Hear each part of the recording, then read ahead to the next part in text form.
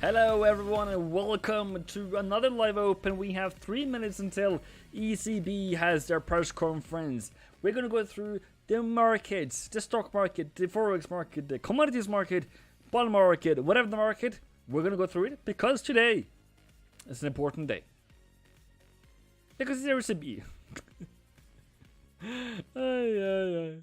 This video/stream is sponsored by Trader Central. Trader Central provides funding for traders, spot cryptocurrency exchange services, and access to trading tools like copy trade software, portfolio tracking, and a social platform exclusive for communicated with trader friends. Sign up now using the link in the description and get up to 30% off on your first plan.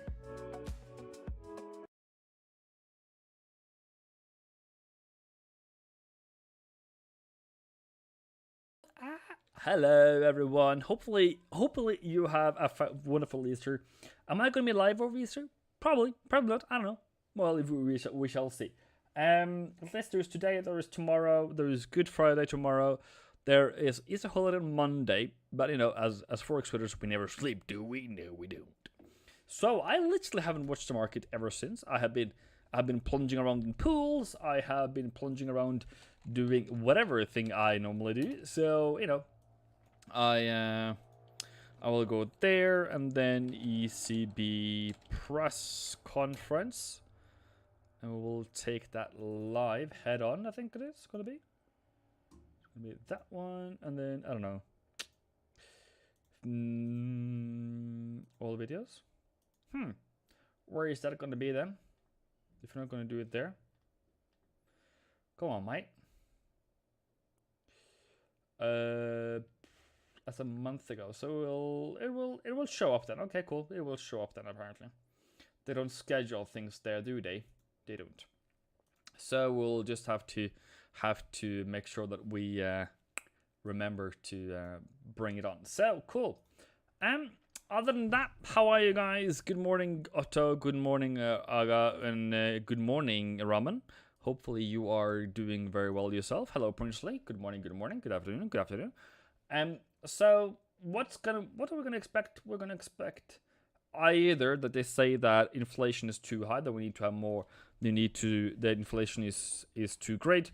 But the other problem is growth. Is growth too, or they expect growth to be too low? Those are two very important things that I don't see. That I see that is going to be the top two things that I'm going to look forward to, and then we shall then see what else do they mention in a couple of minutes. Why are you not live now today? Thank you. That'll be great. That'll be great. Does anybody know where else we can get this ECB central bank thing? ECB press, because it's supposed to be, you know, there was supposed to be a press conference now, wasn't it? As far as I know, at least.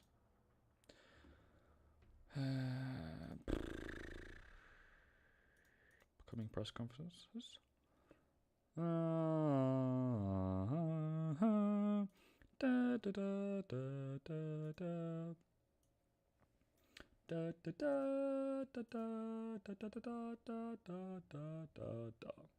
There we are. It was unlisted. You guys are about to give me heart attacks today for some reason. There we are. Good. Let's start. I'm joined by President Lagarde, who is working from home today as she is still positive.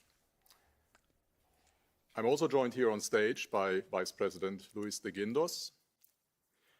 In the Q&A session, please make sure to unmute yourself and to open your camera because we want to hear and see you. I will now hand over to Madame Lagarde for the monetary policy statement. President Lagarde, please. Thank you very much, Wolfgang, and good afternoon to all of you. The Vice President, Mr. de Guindos, and myself are very pleased to welcome you to this slightly unusual press conference. Before I head into the reading of the monetary policy statement, I'd like to just express my gratitude to all the team members who have made this event possible in this way, and certainly also to my Vice President, Luis de Guindos, who has helped a great deal and stands ready just in case my voice disappears. So moving on to the monetary policy statement now. Russia's aggression towards Ukraine is causing enormous suffering, and it is also affecting the economy in Europe and beyond. The conflict and the associated uncertainty are weighing heavily on confidence of businesses and consumers. Trade disruptions are leading to new shortages of materials and inputs. Surging energy and commodity prices are reducing demand and holding back production. How the economy develops will crucially depend on how the conflict evolves, on the impact of current sanctions, and on possible further measures.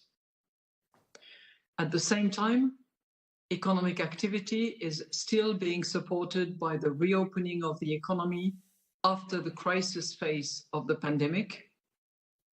Inflation has increased significantly and will remain high over the coming months, mainly because of the sharp rise in energy costs. Inflation pressures have intensified across many sectors. At today's meeting, we judged that the incoming data since our last meeting reinforce our expectation that net asset purchases and our asset purchase program should be concluded in the third quarter. Looking ahead, our monetary policy will depend on the incoming data and our evolving assessment of the outlook.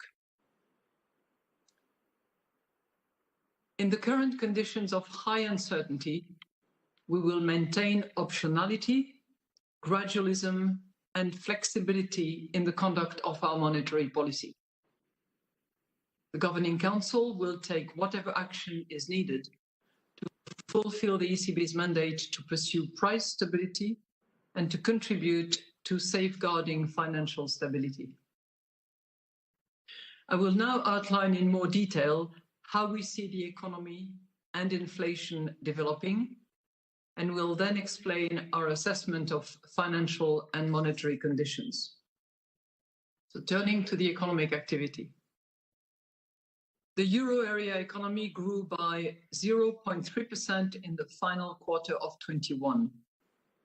It is estimated that growth remained weak during the first quarter of 22, largely owing to pandemic-related restrictions.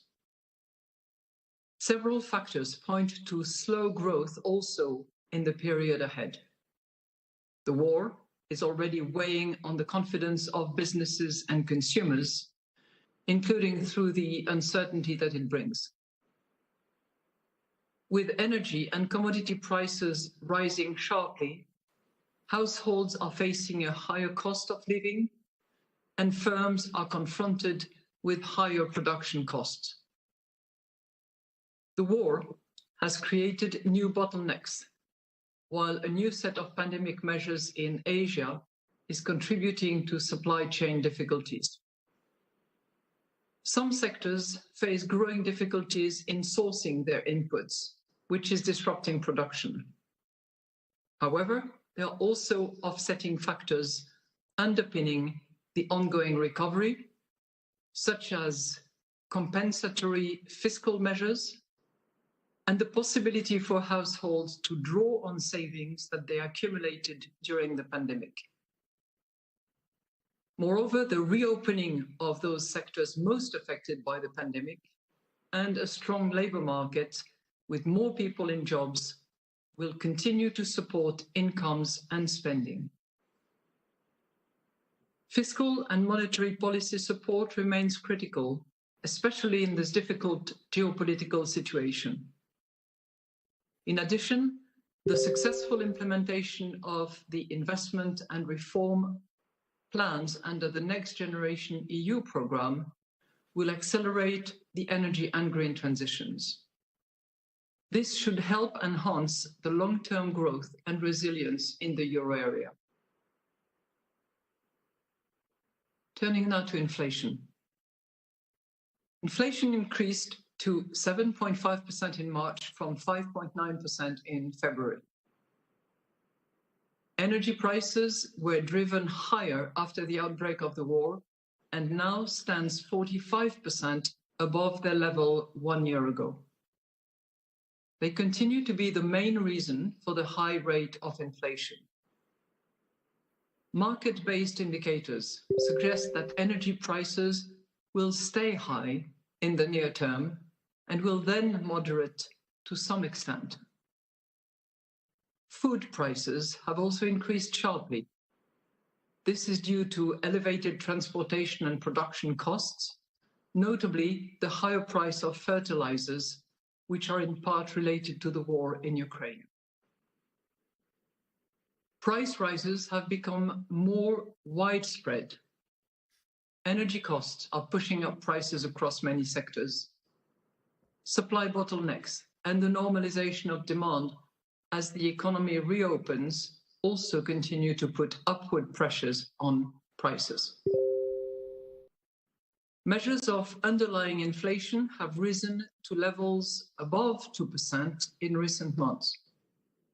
It is uncertain how persistent the rise in these indicators will be, given the role of temporary pandemic-related factors and the indirect effects of higher energy prices. The labour market continues to improve, with unemployment having fallen to a historical low of 6.8% in February. Job postings across many sectors still signal robust demand for labour, yet wage growth remains muted overall. Over time, the return of the economy to full capacity should support faster growth in wages. While various measures of longer-term inflation expectations derived from financial markets and from expert surveys largely stand at around 2%, initial signs of above-target revisions in those measures warrant close monitoring. Looking at the risk assessment now. The downside risks to the growth outlook have increased substantially as a result of the war in Ukraine. While risks relating to the pandemic have declined, the war may have an even stronger effect on economic sentiment and could further worsen supply-side constraints. Persistent high energy costs, together with the loss of confidence, could drag down demand and restrain consumption and investment more than expected. The upside risks surrounding the inflation outlook have also intensified, especially in the near term. The risks to the medium-term inflation outlook include above-target moves in inflation expectations, higher than anticipated wage rises, and a durable worsening of supply-side conditions. However, if demand were to weaken over the medium term, it would lower pressure on prices. Financial markets have been highly volatile since the war began and financial sanctions were imposed. Market interest rates have increased in response to the changing outlook for monetary policy, the macroeconomic environment, and inflation dynamics. Bank funding costs have continued to increase. At the same time, so far there have been no severe strains in money markets, nor liquidity shortages in the euro area banking system. Although remaining at low levels, bank lending rates for firms and households have started to reflect the increase in market interest rates. Lending to households is holding up, especially for house purchases. Lending flows to firms have stabilized. Our most recent bank lending survey reports that credit standards for loans to firms and for housing loans tightened overall in the first quarter of the year, as lenders are becoming more concerned about the risk facing their customers in an uncertain environment. Credit standards are expected to tighten further in the coming months, as banks factor in the adverse economic impact of Russia's aggression towards Ukraine and higher energy prices. In conclusion, summing up, the war in Ukraine is severely affecting the euro area economy and has significantly increased uncertainty. The impact of the war on the economy will depend on how the conflict evolves, on the effect of current sanctions, and on possible further measures. Inflation has increased significantly and will remain high over the coming months, mainly because of the sharp rise in energy costs. We are very attentive to the current uncertainties and are closely monitoring the incoming data in relation to their implications for the medium-term inflation outlook. The calibration of our policies will remain data-dependent and reflect our evolving assessment of the outlook. We stand ready to adjust all of our instruments within our mandate, incorporating flexibility if warranted, to ensure that inflation stabilizes at our 2% target over the medium term. We now stand ready to take your questions. Thank you. Thank you very much, President Lagarde. And today the first question goes to Balazs Korani of Reuters. Balazs, please. Good afternoon. Thank you for taking my question, and good to see you, President Lagarde. We're wishing you a quick recovery. So my two questions. First one, could you give us a bit of a flavor for the discussion? Did some of your colleagues call for a more definite end date for the APP? And what was the clincher argument for keeping your formulation despite sharply higher inflation? The second question is about interest rates. Markets now price in 2 rate hikes this year and maybe as much as 8 hikes by the end of 23. Are you comfortable with these expectations? Are these expectations consistent with your definition of gradual?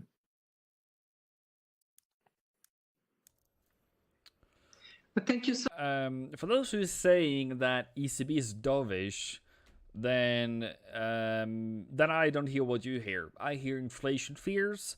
I hear that. What do you call it? I hear that energy costs are persistently high. It's been 45% up from last year, and that's a big driver for interest rates, by the way. I also hear that economic outlook is down to it's skewed to the downside. I agree on that. So it's a mixed signal. I wouldn't say I didn't hear the dovishness. I heard the bullishness. Now, which one is going to be the most important one for interest rate decision? Interest rate decision is going to be based upon 2 factors that is very strong at the moment. Unemployment is the historic low.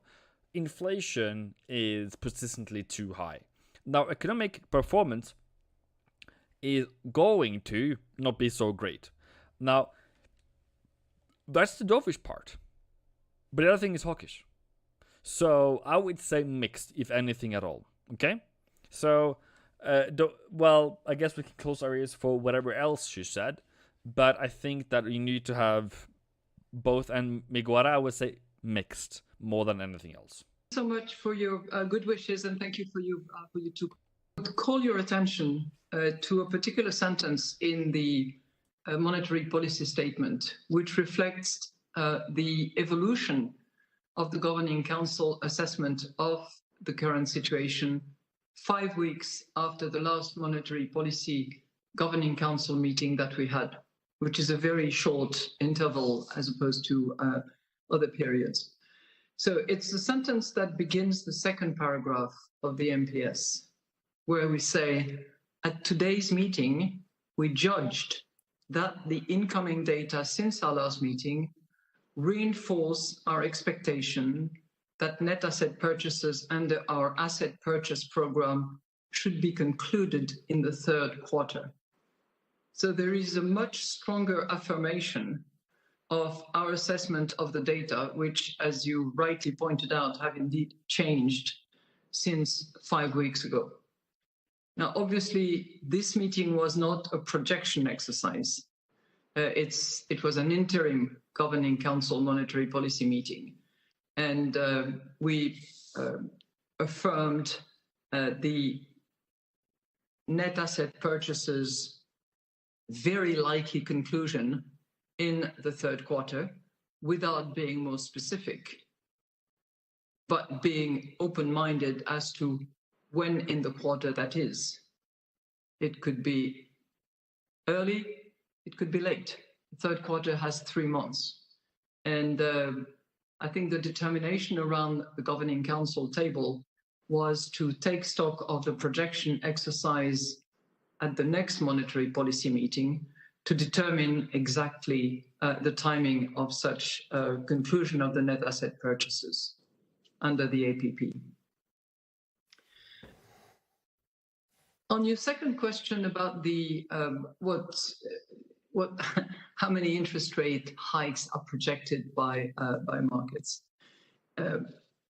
let me tell you that we are sticking to our sequence. And this is very much what we did on the occasion of this Governing Council meeting. And the sequence that we have adhered to, that we have agreed, is complete net asset purchases first.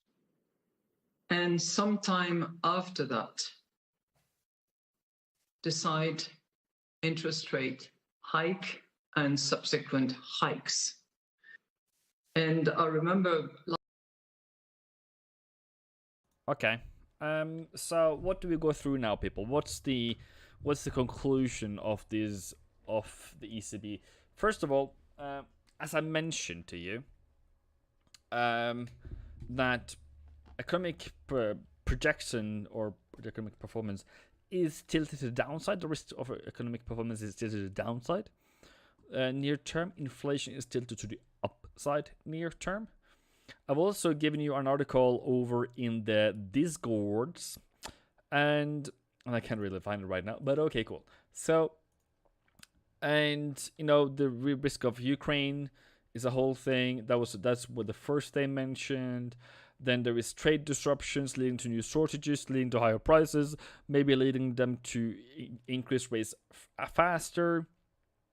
The recovery of COVID has been boosted by the economy has been boosted by fading COVID concerns, and growth will remain weak in Q1 2022, and expect a slower growth, which also mentioned ahead, and new pandemic measures in Asia contributing to supply chain issues, making prices go higher. Now, ladies and gentlemen, that is a very mixed signal. So now it depends, what is the market going to decide as to where and what and how? So I would say that I would take profit on my euro buy because I did not hear what I wanted to say. And that would be a reason for euro to fall. That I did not get a very strong bullish euro sentiment, which I would expect out of it, right? So the other side to this is, what does dollar do? Does dollar do a lot? It strengthens. So the other thing is here, how are you as an investor, how are you going to decide on what you should do now? Okay? Now, you can take this message and you can say, okay, we'll continue falling because there is going to be less growth for the future. I was hoping for more growth. Okay, cool. Then you would like to see euro dollar fall. But you can't close your ears for the for the inflation concerns and the inflation that is there, and it's likely to stay there. Because if you what she mentions, where the energy prices is oil. Now I wanted to buy this one this week, and sure enough, it has gone higher this week. So that's that. Boom, good on us on that. So how do we now continue with our with what we're thinking? The thing here is that there might be less demand coming out of China. So when the I don't know if there has been any lifts in the measures. Maybe it has been lifted in the measures in Shanghai or in Shenzhen. If those are lifted, oil is probably going to go higher. Why should I invest in Europe when I can get 3% in US T-bills? If you take the 10-year T-note, you will get 2.7%, not 3. So, the thing here is, escape the rat race, is why would you invest in euro? Would you sell the euro then? Since they don't offer the same interest rate or the same. So when you're a forex trader, you need to find the strongest versus the one that gives you the most versus the one that gives you the least. So you can take the difference, right?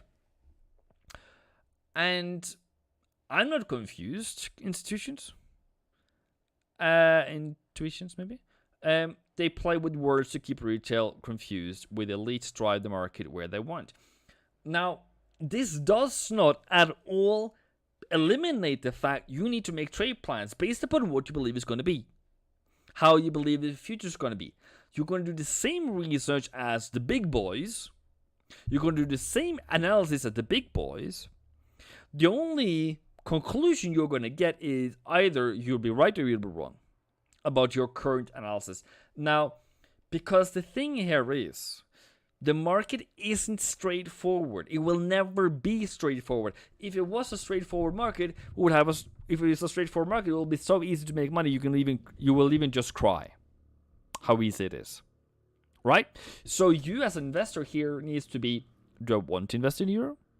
Do I see that inflation is going to continue higher?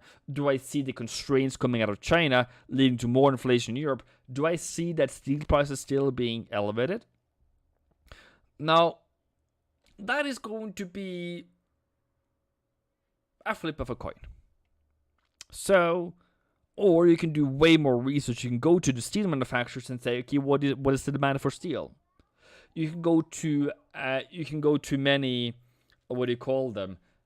You can go to those build houses, those who build complexes, those who build roads, infrastructure, housing, anything that steel goes into. And you'd be like, hey, are you guys going to do a lot of projects? You can go to government, or you can look into like how the government is doing it. Are they going to impose a lot of new projects? Now in America, they had in this infrastructure bill a million years too late. Okay, so what was that about? That was more renewable energy. That was probably about some roads here and there. Okay. So when you hear about the infrastructure bill in the beginning, you start buying construction companies that's probably going to build this road. You would go into EV and green renewables energy, which soared after COVID, or during COVID, at least the stock prices. And right now, where do we stand now? We still stand at the same thing.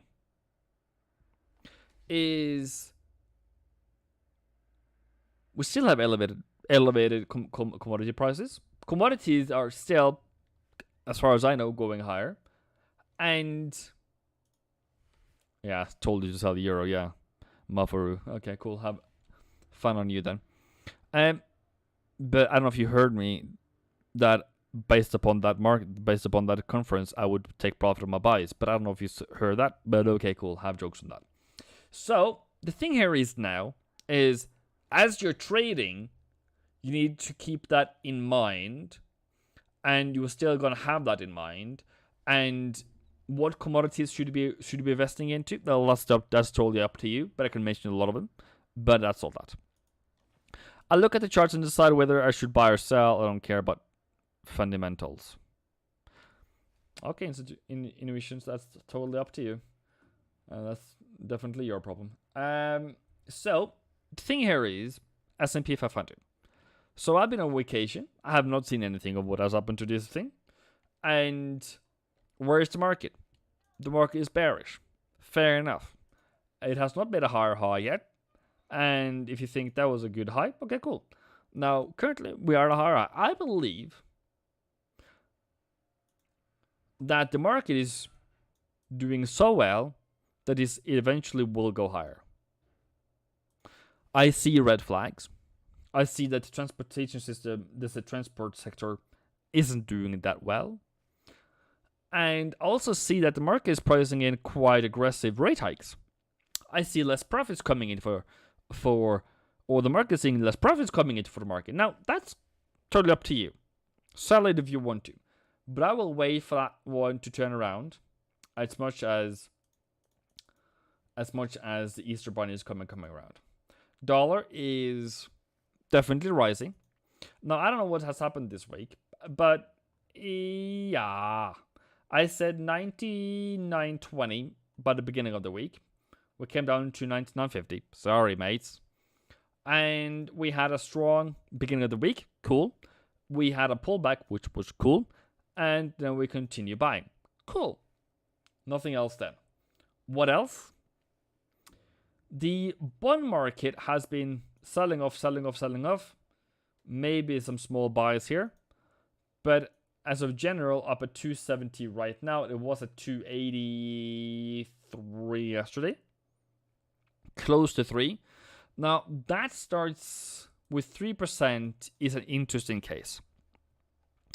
If we have 10-year T-notes at 3%, now that's going to start becoming very interesting for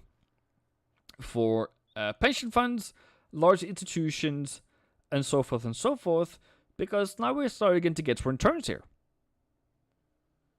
Now, they want 5%, so they're still below whatever they need to, but we might even see some rotation at some point into bonds again. So this is probably going to continue a bit higher. I am expecting it to hit 3%.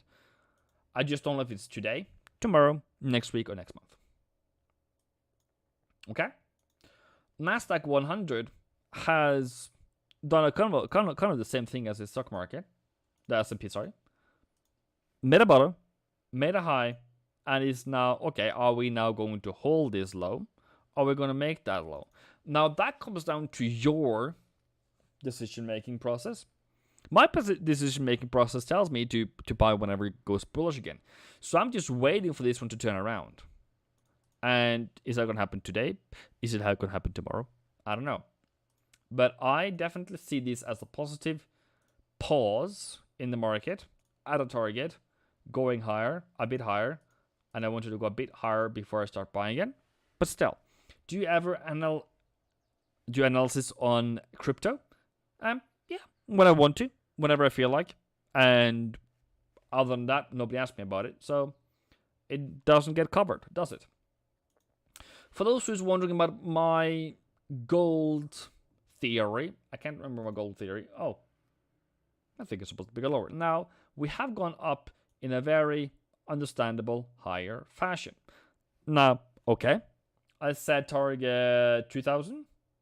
2000 is the short-term bullish target. If it falls before that, I do not care whatsoever. So I don't have any buys here. I don't have any trades on gold at the moment. So, you know, those are at least my analysis on gold, and gold can do whatever it wants. Oya Banji, hello, how are you? Oil, as requested, has gone higher. We have had a reversal. We have target of the week up there, good. And then I would go down to daily, and I would see if we're able to get a trade for tomorrow, maybe. Probably, actually. Okay, cool.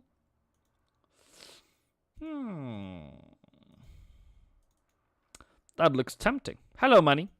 How are you, mate? That looks very tempting. The other question here is, we haven't really gone down to this level yet, and that's where I think the real moneymaker is. If we have our buys down here, I think that is the best setup for tomorrow. So that should be around 99. That's what I would look for my buys. Because we haven't really done a really good reversal here. We've just done a lousy one. And then that would be what I want to see. And I think this is high, so don't want to buy right now. I would rather buy in this area here.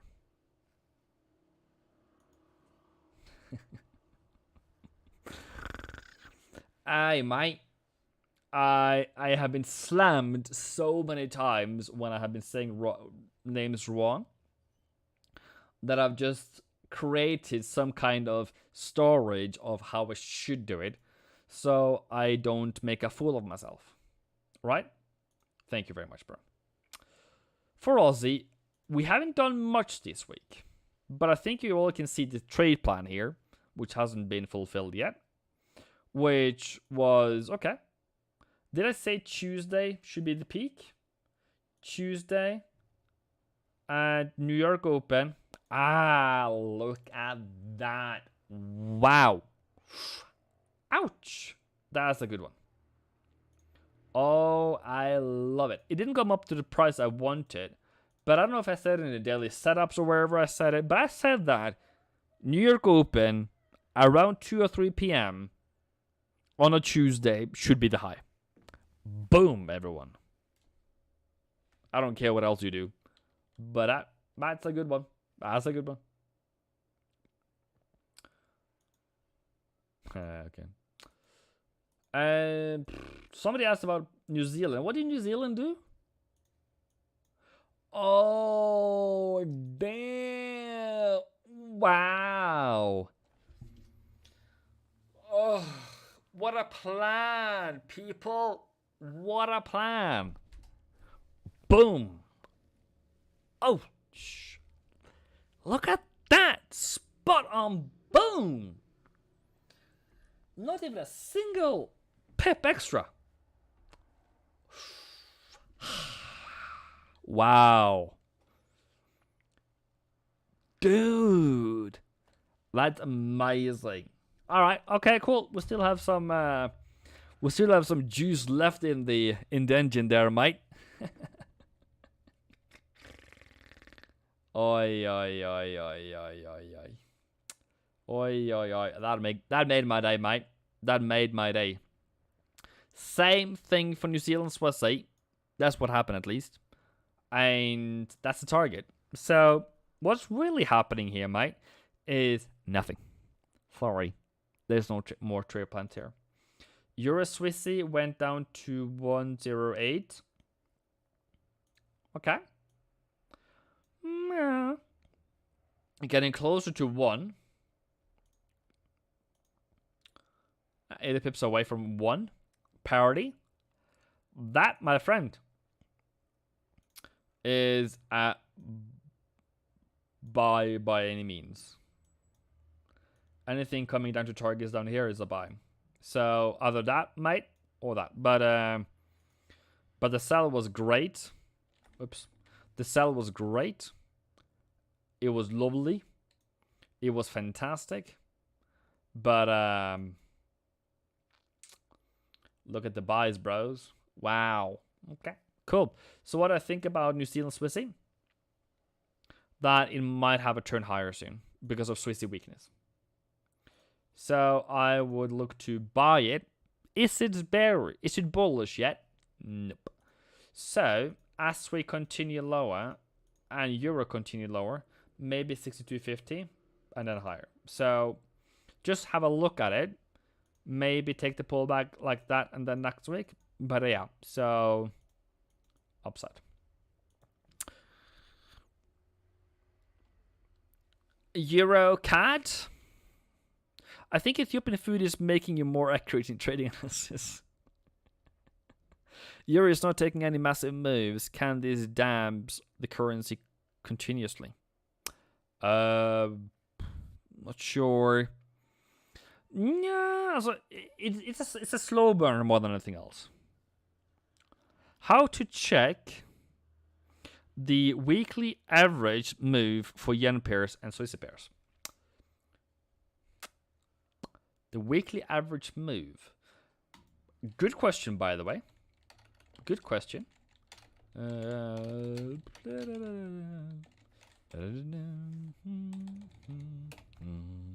I think maybe.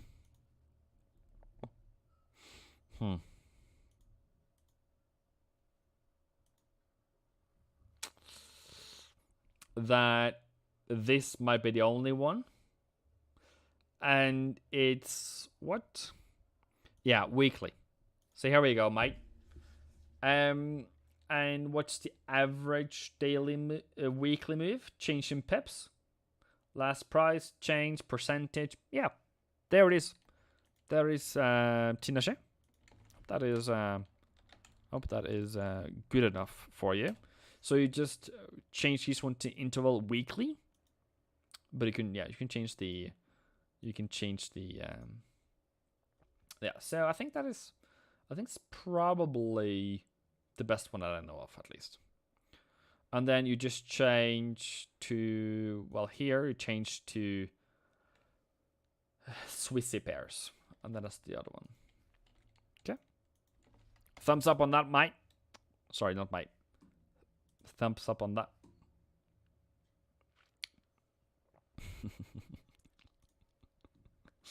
Aye. So I will tomorrow, or within tomorrow, by tomorrow, I think it is called. By tomorrow, I will probably come over and say, you know what? So I will probably come over with some more new trade plans after what the market has done. I will do more analysis, and maybe by Sunday that we have not totally new, but we have maybe our remodified way of trading. Just that. But yeah, you're a cat. I don't have any other solutions than lowers. So if it goes higher, I guess it's a sell. I guess if it goes higher, it's a sell. And until perpetuity, I guess. Because our currently euro is very weak. It has gone up to the sell area. And I think just waiting for 135 to hit, by the way. One thing else. Alright, people. I will do pound yen as the last one today. And look at that. Okay. That looks like a good trade plan even. Come on, mate. It's another one in the books. Another one in the books. Another one in the books. Another one in the books. That's 100% accurate. Boom. Boom. Where do we go now, mister? I will say probably that high, 163.50, 163.70. And if it still holds, we will go up to 169, maybe. By the end of it. So target 169, and look for a buy setup at around 163.70. Okay, cool. That was enough for me today, I think. I think that everyone needs to recalibrate for tomorrow. I will definitely do that. I came back early. I know. I apologize. But we will publish some good trade plans. Sorry. I will publish some trade plans over the weekend. I will probably be live tomorrow as well. So don't go anywhere. I will do my best to work on the background until at least Monday. So we shall see what comes out of that. Okay, cool. Have a great day. Boom. 14 likes. I'll take whatever I can get.